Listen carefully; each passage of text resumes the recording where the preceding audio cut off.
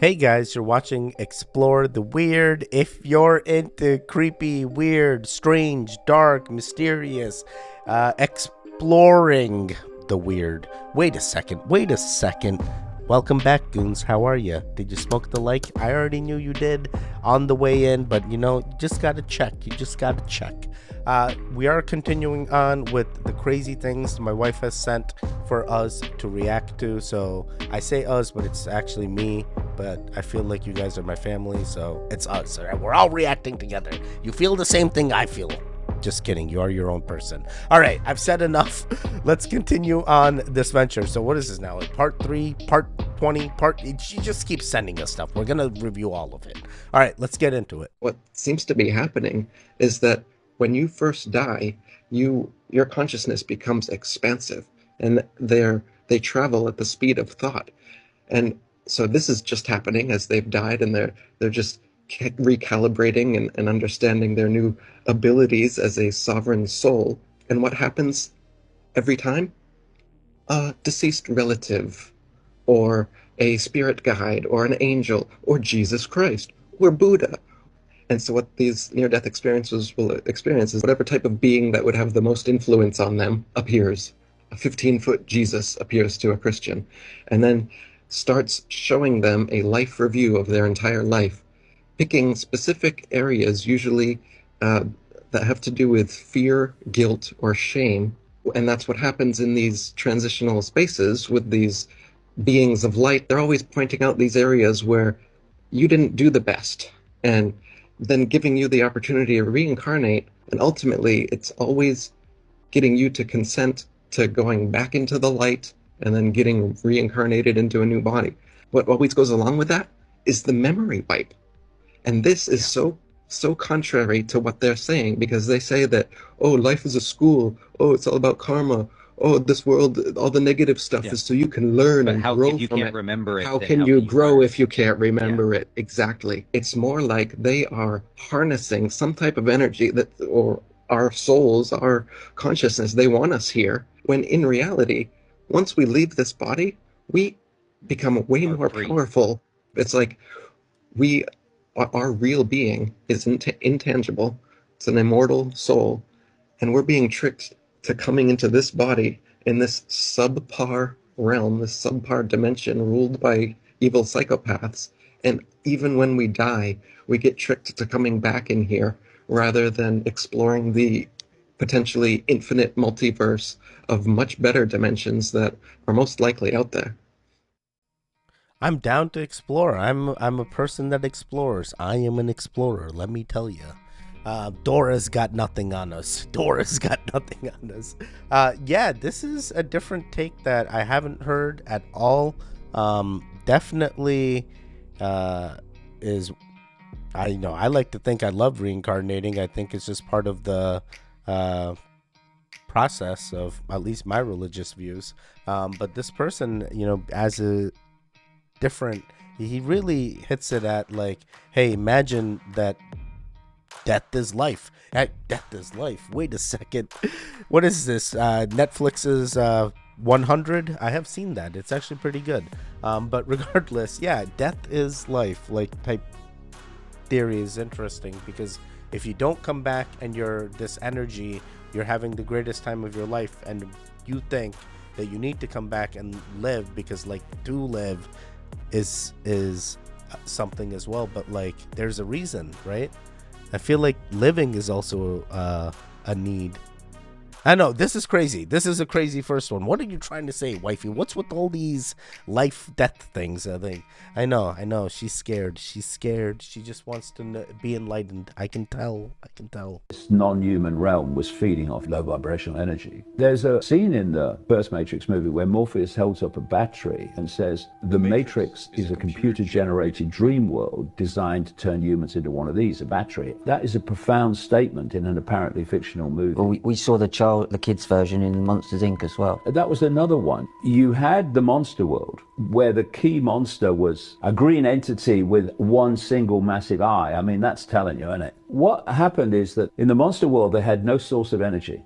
And so in the power station, every day, the monster employees would turn up and they stand in line. And then these doors would come, and when they walked through the door, they walked into a child's bedroom. And their job was to terrify the child, so the child screamed. They caught the scream in a tube and went back to the monster world to power the monster world. It was very symbolic of how this works. They are telling you without telling you, if you know what I mean. They're telling you without telling you. But at the end of the movie, they don't make them scream anymore. They make them laugh. You get more energy with their laughs than their screams. But in the end, the energy still comes from children, which is, I guess, the main takeaway. Yeah, this is a very interesting take this guy talks about. I definitely don't feel like energy's being sucked out currently from anyone, but you know, these are actual movies references. But I guess if in theory energy can neither be created nor destroyed, even during, let's say, fearful or life or death situation, you're gonna have a potential energy harness. That energy has to go somewhere, right? If it's not created or destroyed. But then again, that's the assumption that a spiritual being such as ourselves after we pass is an energy. Oh boy, that was a lot to take in. Did you follow all that? Are you following along? Did you smoke that like button? Guys, what are you doing? You just have to interact with the video. If you see me on a thumbnail, how about this? We do this. In the future, you see a thumbnail with my face on, click on it. That's all I want. That's all I want. Can you do that? Thanks. All right, let's keep it going. Has anybody talked to you about Wilkes Land? What I've heard that it's a portal. A portal takes you from one structure to another or to a vessel outside our atmosphere. Like an invisible elevator. This particular portal was underground, inside a structure. What did it look like? It had a frame, had hieroglyphics, whatever the meanings were, we still don't know.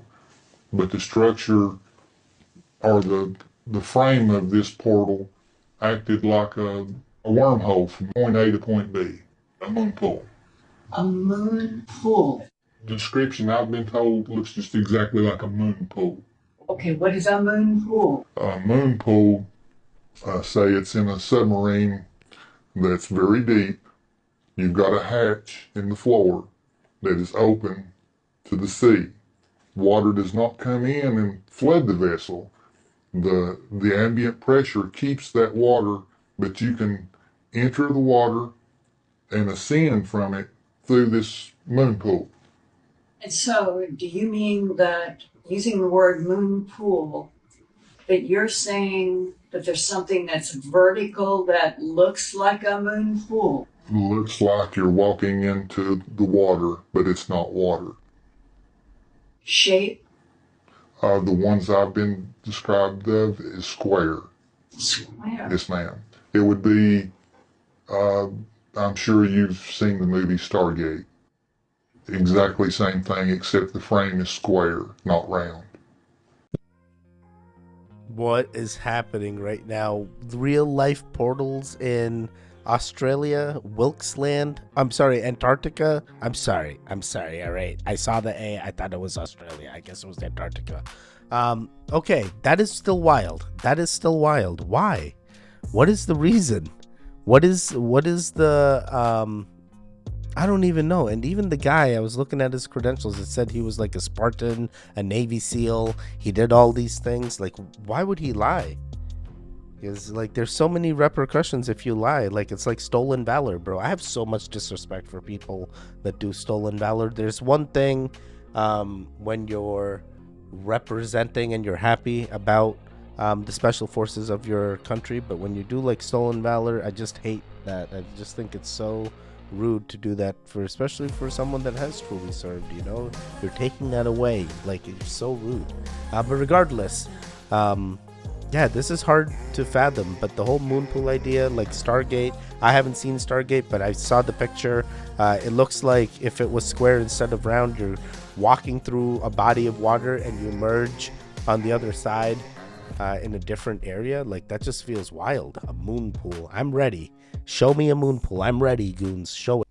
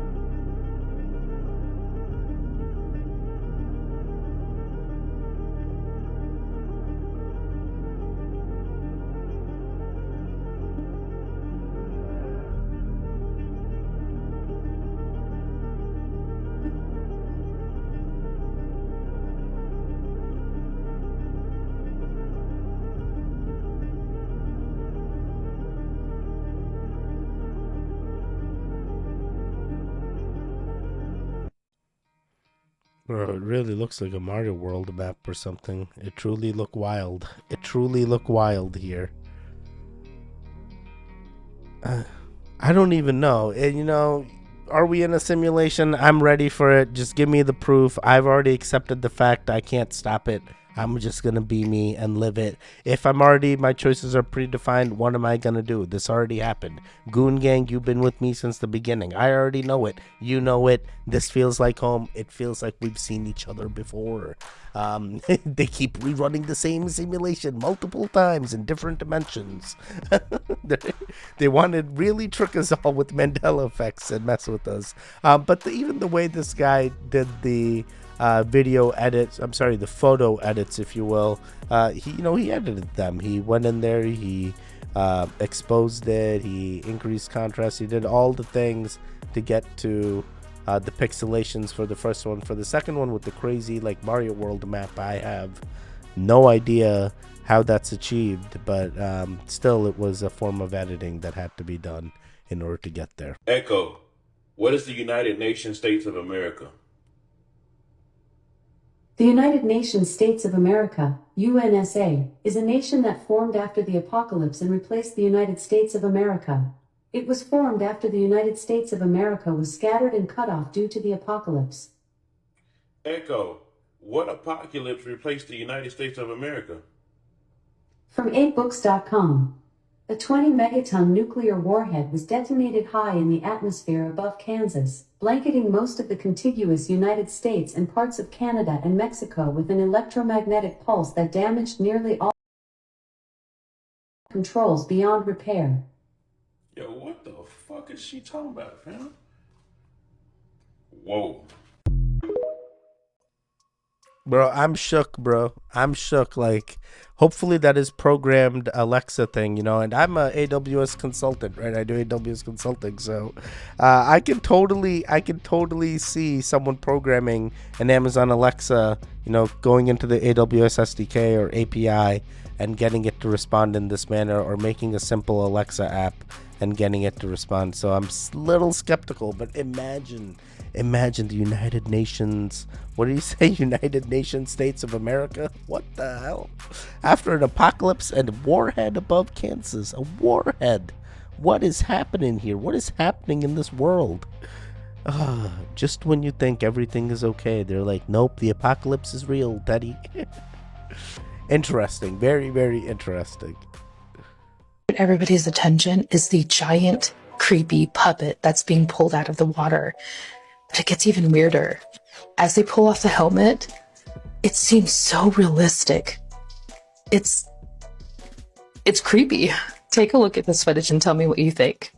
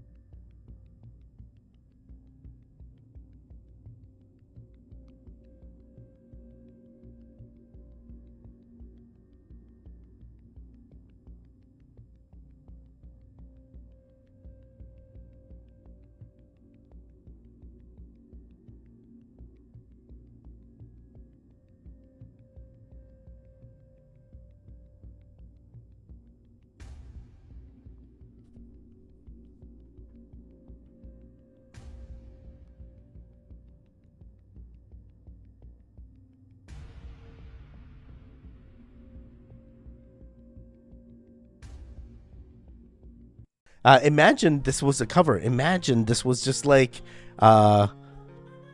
way that they moved the robot, in order to get to wherever they had to. Like, it literally feels so crazy to me to anticipate that robot they showed us is part of a movie. Like, if it was a cover, it's like, hey, was that an alien? Was that a giant? Was there some other creature that was being moved? And why was it moving the entire time they were lifting it up from the water to the land? Like, was it part of a movie? Am I supposed to believe that? I'm going, imagine it was a cover, bro. My entire mind, it's a cover. It's a cover, Teddy. It's a cover. There's something else going on. I want giants.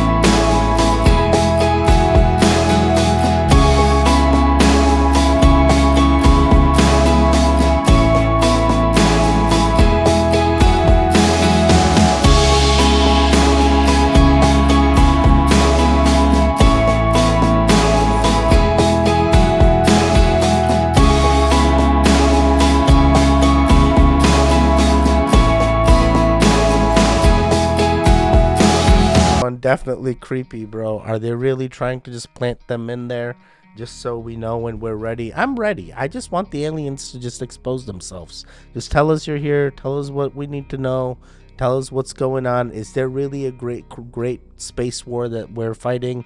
Is that why we have the Space Force? I just want to know. Tell me everything. Fill me in, if you will. But the rest of the stuff was just like what? Like holographic projections that have existed, everywhere in billboards. So I think it's pretty standard stuff there. Nothing too crazy. But the first video I definitely was intrigued by. Is pesticide being sprayed all over the cabin? The intercom saying that they'll be walking down the aisle spraying a non-toxic insecticide. There's no such thing as a non-toxic pesticide. The World Health Organization okayed the pesticides for use in passenger cabins decades ago. Airlines have to do it before passengers board or during the flight. What's not required is telling passengers before they fly. The union representing flight attendants has its own concerns. We get reports of sore throat, sore eyes, skin conditions. I'm concerned about potential long-term neurological effects. Yeah, what the heck? I've seen even, there's that random mist that comes into the planes and you're like, well, dude, what the hell is going on? Why is there like this like smoke coming into the cabin? They're like, don't worry about it. It's all normal. I'm like, all right, buddy, you tell me it's normal. I randomly believe you because ignorance is bliss. And if I start getting all riled up, I'm going to be like I'm telling you right now, I'm going to turn to the crazy plane lady, and I don't want to do that mid-space. I don't want to be the reason I don't travel.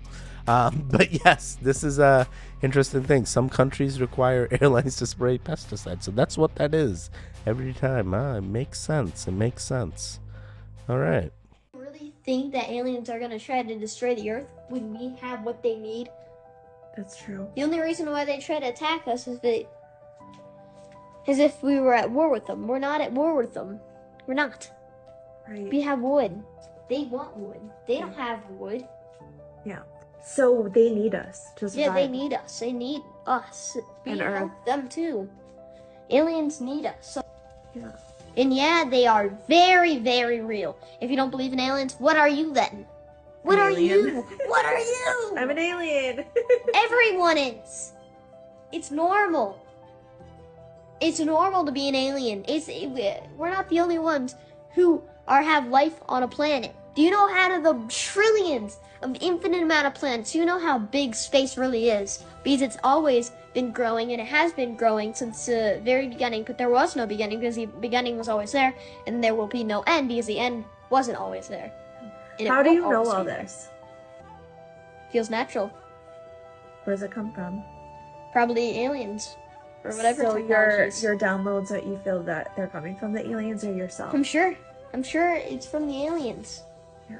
Or maybe past lives, who knows? Yeah. That's amazing that Yeah. you just know all this stuff.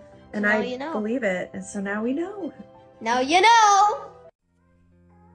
Bro, it's so hard. It's so hard. I mean, getting this information from a kid, even though I believe the things he's saying, just because it's a kid, it feels weird. It feels weird like that. I almost feel like is the parent egging him on and like telling him to channel this stuff. I feel like there's a time and age to like do this stuff, but I don't know. I'm so mixed about this because like, yeah, he does seem very knowledgeable as well, but is it like something that someone has taught him? And that's why he's knowledgeable. But then again, there's like preachers that are kids too, and they're like, where are they learning how to preach? Is it just something instilled into them? I don't know. I feel like there's something else going on here. But yeah, this feels. And then she said download, like, and then he like related to that. Like, that was also weird. It's like, how are you downloading this information? Like, who's telling you this? So I feel like there's a little bit of, I don't know. I don't know what to call it even. Craziness that's shared between this family here. But yeah, I can relate. I guess we're all aliens. Aliens need us, and we need them somehow. I don't know what we need them for, but this is the information I want to know. If a kid knows the information, how? Why do you know this? It asked AI to generate a more and more enlightened bunny, and then the bunny becomes like super psychedelic. Generate an image of an adorable bunny. Here's an image of an adorable bunny sitting in a grassy field surrounded by wildflowers. Bam, make it happier. And then ChatGPT makes it brighter eyes and even cuter little pink feet. Looks like it's never walked on rocks in its life. And then make it even happier. And now it's like leaping through the air with joy. Make it happier.